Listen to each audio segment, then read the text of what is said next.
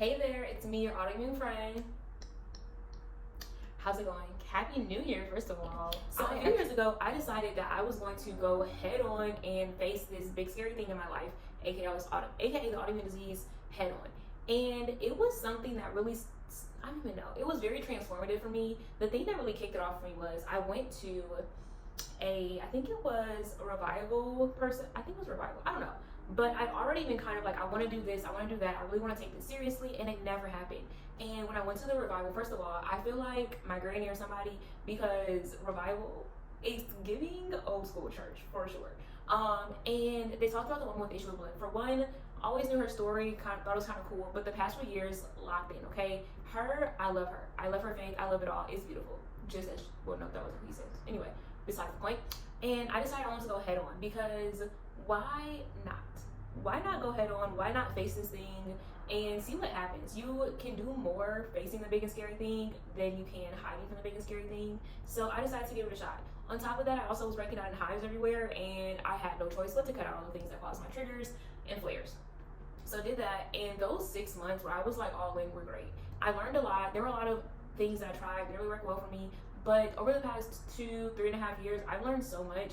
And the thing that's guiding me is I know better, but I don't always do better, and that's the problem. Like, I know the things that would probably be transformative in my health and wellness journey, but I don't always do them because it takes a little bit more intentional effort, and it sometimes requires me to acknowledge some vulnerabilities that I don't necessarily want to acknowledge because I want to be able to live my life without thinking every day about this thing that's hovering over me.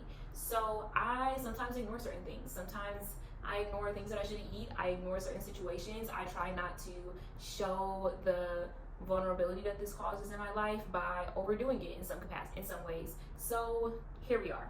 But one thing for sure, this past year, I saw things happen that they said would never happen. Like, the measurements on my scalp have gotten so much smaller, and then they started increasing because I got a little too excited and thought I could just do whatever and ignore it again, as though that was gonna help. So I am restarting my health and wellness journey, and I'm going to share with you guys 3 things that I'm going to focus in on. These are 3 things that you may or may not want to try to focus in on too if this is your first time giving it a shot, because I will say it has taken me 3 years to learn the things that matter most in this space. And as I go through, like, I'm not like super pumped about it. Like, it's not really a high motivation feeling. It's just I know what to do and I need to do what I know works, because if not me doing it, who else is going to do it for me? Nobody. So here we are. All right, so my 3 things are: 1, focusing on what I can control. One of the biggest things I struggle with is getting frustrated when I'm trying to do things for my health and it feels overwhelming. Sweet baby Jesus, there are so many things that social media kind of pushes on us to try and do, and I won't say that those things aren't valid. A lot of those things are valid and they make sense, but some of those things you don't always have the resources for or the abilities to do that without additional help. So when I say focus on what I control, one of the things I struggle with is trying to do like all of these. I try to do a lot of things and I need more guidance, but I'm not at the space where the type of doctors and insight that I know other people have, I'm not at the space where I have those things. So what can I control as I get to that space? I can control what I eat. I can control how I listen to my body. I can control how I respond to my body and its reactions. I can control how I show up in spaces. Showing up as the best version of myself sometimes means that I have to key in on how does my body feel today, or listening to my body the day before, show up the next day. So what can I control? And a lot of that really boils down to what I put into my body and how I listen to my body. Like, those are the 2 things that I can definitely control that will be transformative when it comes to my health and wellness. My second one is, oh no, did I exit out? Oh no. Oh, I lost it. Whoa. Okay, anyway. The second one I put on here is allowing my community to help and support me. I will not deny that I am blessed with like an amazing support system. Like, the more I talk to people and hear their experiences and hear how they don't have support, it breaks my heart. I have amazing, and when I say amazing, I mean an amazing support system, and really utilizing that. I'm a person who needs accountability. I cannot set a goal and be like, I want to do this. The chances of me, well, I can, but the chances of me sticking to that without some type of outer accountability are very slim. I have to have accountability. I have to have that outside, like, pulling in a sense. probably ties into my whole people pleasing thing, but that's neither here nor there. But I have to have that. So allowing my community to help and support me means asking people to hold me accountable, asking people to hold me accountable when it comes to, oh, I'm going out to eat, I want to eat this, that, and the third. It always boils down to food. Honestly, food is the problem for me because I try to eat everything and ignore the fact that my body is going to respond in a way that is not optimal after the fact. But that's one of my big things. And then also letting myself listen to the people that have my best interest at heart as well. Sometimes it may be hard to hear, and honestly, I feel like a lot of times when they're telling me something that's hard for me to hear, it's something that I've told them before, and they're reminding me of the boundary or the trigger or the flare that I've mentioned myself, but I'm just ignoring it while they're trying to hold me accountable in that. So that's another one that I'm like, I really want to allow my community to help me and support me in this way. So we're gonna see how that goes. I think I can do it. I don't think it should be that challenging of a thing, but we shall see. This one's super important. I think if you're starting for the first time, this may be like this should be your top one. Remembering the why. So why do I want to face this head on? Why did I decide 3.5 years ago to stop ignoring what was happening with my body? Remembering the why will forever ground me in a sense of, okay, this is why I started doing this. So has my why changed? Am I abandoning that why? Like what's keeping me going? What's the thing that's going to keep me going? And the why shouldn't be like a short term, like, oh, I want to feel better right now. Like, no, my why is I want to get to a place where I can live life and not have to be weighed down by the experiences in my health. Like, I want to get to a place where I can live life, and because I've built up my body and my everyday routine in a way where I don't have to worry about, oh, I just ate a whole cake because my self-control is pitiful and now my body's going to be fighting me for the next 2 weeks. Like, those are things that really tie into my why. I want to build long-term habits that will ultimately benefit my health in the long run. So those are my why. That's my why, a little piece of my why per se. So those are some things that I'm focusing on for this whole reclaiming, re-entering my health journey. And I also have some things, if this is your first time entering this space of tackling your health and wellness, I have some things for you too. Some of them may overlap and some of them are going to be a little bit different as well. So these are some things that I honestly wish someone would have told me like 8 years ago that would have saved me a lot of time, money, everything. The first one is not everything works for everyone. And that, if nothing else matters or if nothing else stands out to you, that one is key. Not everything works for everyone. There are people constantly trying to sell me things, trying to get me to buy into something that they do. And I'm like, been there, done that, spent too much money on that, and it did nothing for me. One thing for me for sure is people see hair loss and they think, oh, this oil is going to help you. And I don't use a lot of oils on my hair anymore. If I do, it's like in the winter. There are certain ones that I will use, but because I'm rinsing and co-washing and washing my hair at least once a week, it's okay for me to do that. Whereas if I'm just like putting oils on my scalp, it's probably not as good. But there's so many things that people try to sell me, and I'm like, that doesn't work for me. Like, it's not just hair loss. The root of this is inflammation. Like, that is what I need to focus on.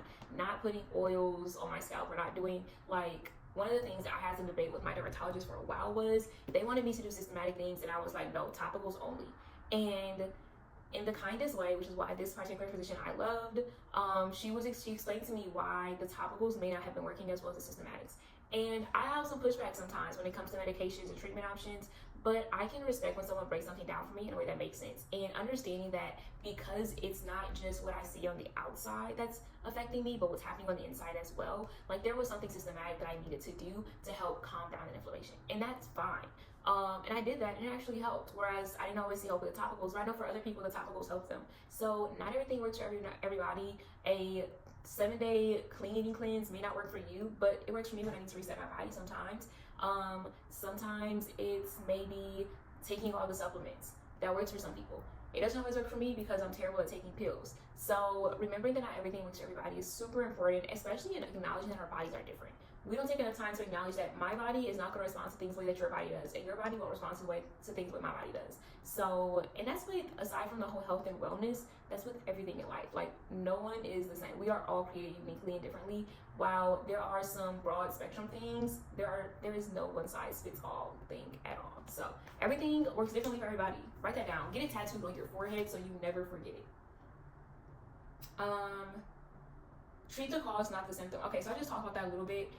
When you're approaching your health and wellness journey, a lot of times we focus on the symptom, and a lot of medical tendencies or treatments are for the symptoms at hand, but what's the root cause? And this is when I say, like, I sometimes have some pushback when it comes to medical treatments, because for so long a lot of the treatments that I've received have been for the symptom, which is the hair loss, but not necessarily the cause, which is inflammation. Like, a doctor didn't tell me to key in or even pay attention to inflammation until maybe 3 years ago, and I've been experiencing my autoimmune disease for like 14 years at this point. Like, when was someone going to mention that we should be focusing on inflammation, not just the hair falling out of my head? Like, what? And treating that is very important, because when you can get to the root of it, then you can alleviate those symptoms too. So I talk a lot about anti-inflammatory, I talk a lot about my nervous system, decompressing, stress management, food, because those are all things that trigger inflammation and feed into the chronic inflammation that I experience personally. And when I started locking in on that more than just, oh, I need to put oils on my hair so that my hair can grow, like, that's not necessarily the case. I need to be focusing on what's causing the hair to fall out to begin with, or what's causing the inflammation to attack my scalp that causes the hair to go, to even make it that far of like, oh, how am I going to restore my hair? How am I going to have healthy hair? And with that, while I focus on anti-inflammatory, I also focus on taking care of the healthy hair and healthy areas of my scalp as well. So not ignoring the symptoms completely, but I definitely focus a lot on the root cause, and then focus on the symptoms too, but I'm not ignoring that root cause either. So that is also very important. And then the last one, which I mentioned earlier, which is something that I'm keying in on again, is allowing communities to support you. So, oh man, health and wellness journeys can be hard. First of all, I must say, I feel like there's a shift from health and wellness journeys being just about losing weight to your overall health and overall lifespan, and how we want to show up and what we want our bodies to be like 30, 40 years from now, which feels absolutely amazing. And sometimes though, there's pieces of those journeys where it's not what everyone's talking about. It's not a trending topic. It's not something that we think people will support or they understand. But what I have learned, if nothing else, that I was sharing on these platforms, is that there is someone out there that is experiencing, if not the same, something very similar to what you're going through. And I'm not saying that you have to broadcast that, but in doing research or taking advantage of social media and all these different platforms and communities out there, you might find someone who's experiencing what you're trying to overcome. And that can be your community. There may not be people in your family that understand what you're going through. There may not be people in your friend circles that understand, but there is someone out there that is feeling like, oh, I'm suffering with this rare autoimmune disease that attacks my hair follicles, or someone who's like, oh, I feel like